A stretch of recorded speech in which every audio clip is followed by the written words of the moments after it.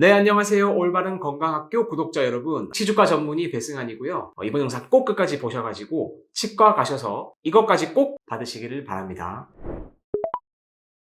다들 스케일링 한 번쯤 받아보셨을 거예요. 환자분들 중에서도요, 스케일링만 받으러 오시는 분들 정말 많습니다. 하지만요, 이 스케일링은 잇몸 상방의 치석만을 제거하는 치료고요. 이게 스케일링만 하게 되면요, 잇몸 하방에 있는 염증들은 제거하기가 힘듭니다. 근데 보통 20대들은 이 사이에 음식물이 잘 끼지 않기 때문에 무난하게 넘어가는 경우가 많지만요. 30대 중반이 넘어선 분들, 특히 40대 이상의 분들은요. 정말 양치를 잘하지 않는 이상은 치아와 잇몸 사이에, 그리고 치아와 치아 사이에 음식물이 잘 끼기 때문에 잇몸이 상대적으로 더 많이 붓고 또 불편감을 느낄 가능성이 매우 높죠. 특히 중년 이상의 나이를 가지신 분들은 잇몸 상방의 치석을 제거하는 스케일링만으로는 관리가 부족할 수 있습니다. 따라서 이 영상 보시는 분들 중에서 나이가 40대 이상이다. 그런 분들은 반드시 치과 가셔서 잇몸 검사를 꼭 받아보시길 추천드리고요. 잇몸 치료를 제대로 받지 않으면 나중에 잇몸뼈가 천천히 녹아내리는데요. 이 증상이 늦게 나타나기 때문에 나중에 늦게 이를 발견했을 때는 이를 다 빼야 될 수가 있습니다. 잇몸 아래 깊게 쌓여서 제거되지 않은 치석과 치태는요. 초기에는 치은염이 됐다가요. 이거를 방치하게 되면 치주염이 되고 심하게 되면 결국 발치로 갈 수 있습니다. 이게 바로 잇몸 질환의 원인이 되는데요. 이 스케일링만으로는 이런 치은염과 치주염을 해결하기는 힘들기 때문에 잇몸 치료까지는 꼭 받으시는 게 좋습니다.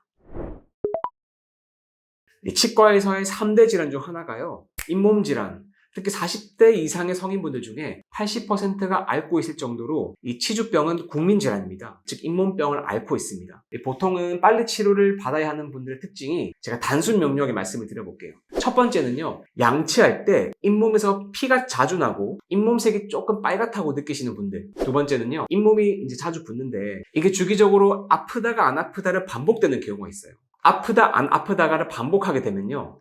병원을 안 가게 됩니다. 그래서 이런 분들도 꼭 잇몸 치료를 받으셔야 되고, 세 번째로는 잇몸이 아리고 불편한 경우에 이 영상을 보시는 분들 꼭 치과 가셔서 검진을 받아보시길 추천드립니다.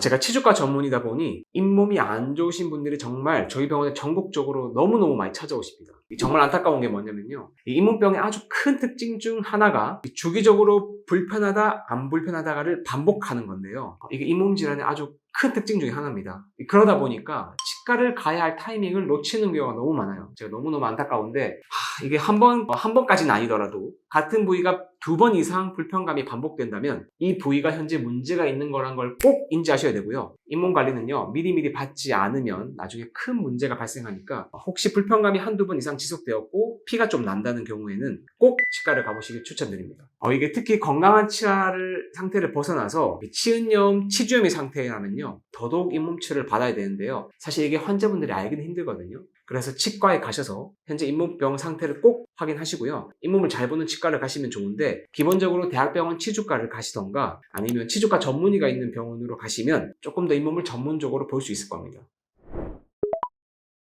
잇몸 치료를 받으러 가서 많이 물어보세요. 잇몸 치료는 어떻게 하냐? 누가 하는 거냐? 비용이 어떻게 되냐?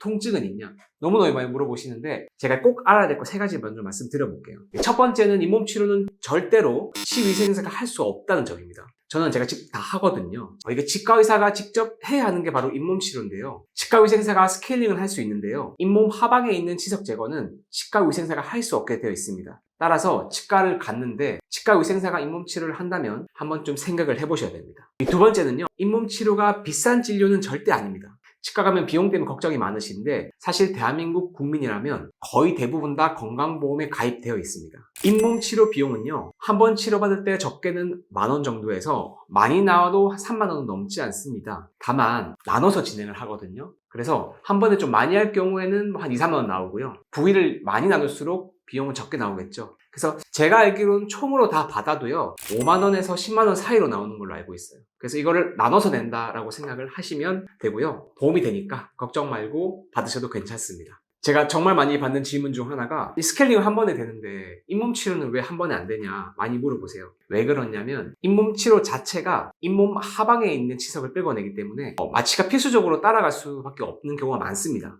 그렇기 때문에 한 번에 많은 부위를 하면은 마취를 다 해야겠죠. 너무 힘들겠죠. 저희는 편합니다, 사실. 근데요, 환자분들이 꼼꼼하게 부위 나눠서 하는 게 더 좋기 때문에 저희가 번거롭더라도 그렇게 진행을 하고 있습니다. 이 세 번째는요, 잇몸 치료는 한 번만 받고 끝나는 진료가 아니라는 점입니다. 이게 제가 정말 많이 말씀드리는 부분 중에 하나인데, 한 번씩 환자분께서 저한테 말씀하세요. 잇몸 치료를 받았다. 근데 왜 또 불편하죠? 나 잇몸 치료 받았는데 잇몸이 좋아지는 거 아니냐? 이제 안 받아도 되죠? 라고 많이 말씀하시는데요. 잇몸 치료는 40대 이상이라면 사실 평생 주기적으로 받아야 되는 치료라고 생각하시면 됩니다. 저희 병원에 오시는 분들은 제가 3개월, 4개월 주기로 계속 잇몸 치료를 해드려요. 그렇게 해드리다가 양치가 안 되거나 자주 붓는 분들은 제가 또 날 잡아서 또 잇몸 치료를 나눠서 또 진행하고 합니다. 비용이 건강보험 적용이 되니까 부담 없이 많이 받으실수록 좋습니다. 다다익선입니다.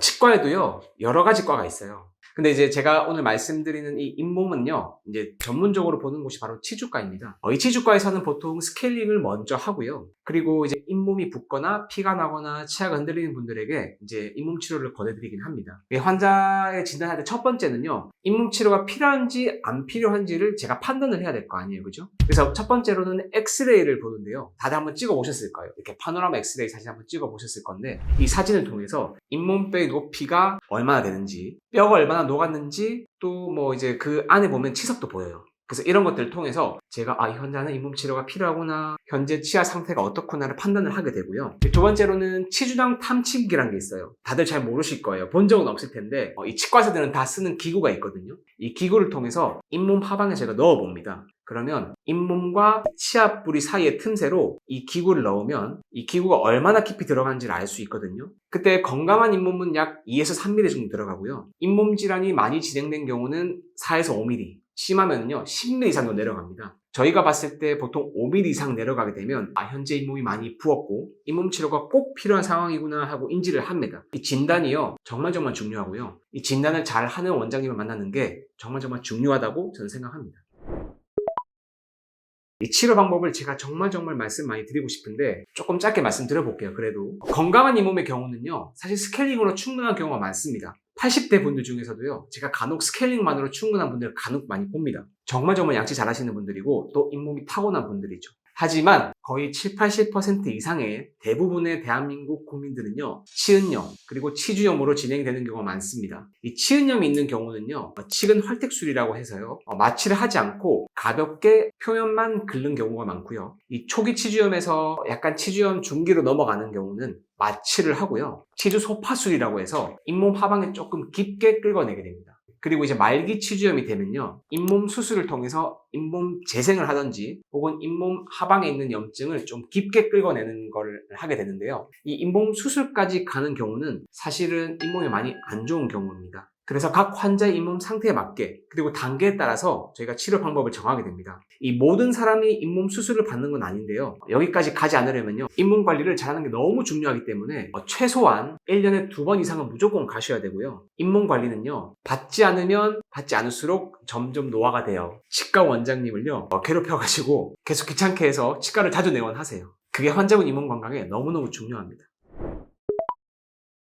제가 이제 잇몸 치료하고 환자분께 꼭 말씀드리는 게 있습니다. 사실 제가 잇몸 치료하는 건요 많이 해봐야 1년에 10번 안 되잖아요 사실은. 근데 칫솔질은 하루에 3-4번씩 하거든요. 제가 잇몸 치료하는 것보다 중요한 건 환자분들의 양치입니다. 너무너무 중요한 게 바로 양치고 사실은 비중으로 따지면 양치가 더 중요하다고 말씀드릴 만큼 제가 잔소리를 많이 합니다. 이게 잇몸 치료 받고 끝이 아니라 건강한 잇몸을 제가 만들어 드렸죠. 잇몸 치료를 통해서. 근데 원래 나쁜 습관을 계속 유지하면 또 다시 나빠집니다. 정말 제가 말씀 많이 드리거든요. 그래서 칫솔, 치간 칫솔, 치실 등을 통해서요 올바른 잇몸 관리를 해주는 것이 사실 더 중요하다고 볼 수 있고요. 의사 선생님이 치과를 방문하라고 하면요 불편하지 않더라도 꼭 치과를 방문해서 계속 주기적으로 잇몸 관리를 받는 게 너무 중요하고요. 요즘에는 어르신분들이 이 치과에 대한 불안감이 많습니다. 왜냐면 과잉 진료하는 치과도 많고요. 치과에 가는데 또 계속 뭔가 권유하니까 부담스러워 하세요. 그래서 저는 사실 치과 치료 제가 꼭 말씀드리는데 치료 안 하시더라도 잇몸 치료만큼이라도 꼭 하고 가시라고 말씀드리거든요. 환자분들에게는 너무나도 중요합니다. 그래서 치과 방문은요 꼭 자주 하시고요. 더 중요한 거는 양치니까 집에서 관리 잘 해주시고 이 치과에서는요 저희가 즉 제가 환자분들의 잇몸 관리를 열심히 하는 거고요. 이 노력과 그리고 환자분들이 집에서 양치를 여러 가지 방법을 통해서 또 좋게